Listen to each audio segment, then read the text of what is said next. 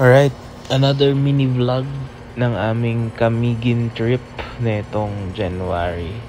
So, maaga yung flight namin from Manila. Tapos meron kaming layover. Wow, layover sa Cebu. So, from Cebu, sakay na ulit. First time ko sumakay ng propeller plane. And yung mga naupuan ko malapit pa sa wings. So, astig yung experience, no? So, yung airport pala ng Camiguin, medyo maliit lang. Kaya, pagdating namin, naglakad pa kami. So, ito yung another shot of a propeller plane. Ayan. Then, pag touchdown namin, I think around 11 or 12, dumating kami. Sobrang liit lang, hindi ko in-expect na ganito kaliit lang yung airport sa Camiguin. Pero, astig lang. Wala lang.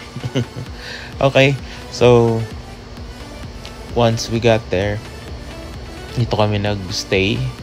And then, we checked out the venue. Maaga pa. Sa parang open grounds, concert grounds in Mambajao, if I'm not mistaken. So, yan, sound check lang muna si DJ Ali, Takashi, habang hinihintay yung mga gamit.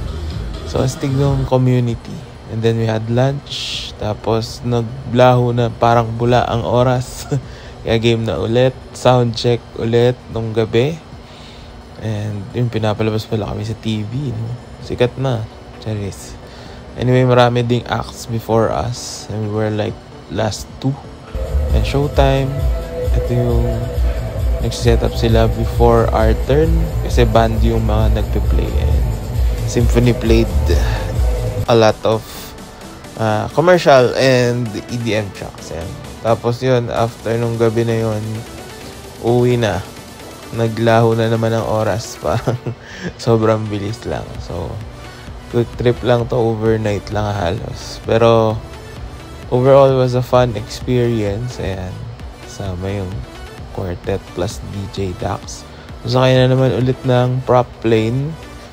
And ito, talagang tunog Call of Duty, guys. Wala lang. Masayang experience lang talaga. And masaya rin yung tugtugan. No, I wasn't able to record a lot of the music that we played kasi walang patungan. And we were on top of the stage nung festival. But it was overall a fun time. No, kahit na may mga pieces kami na hindi natugtog. Yan. So, touchdown Cebu.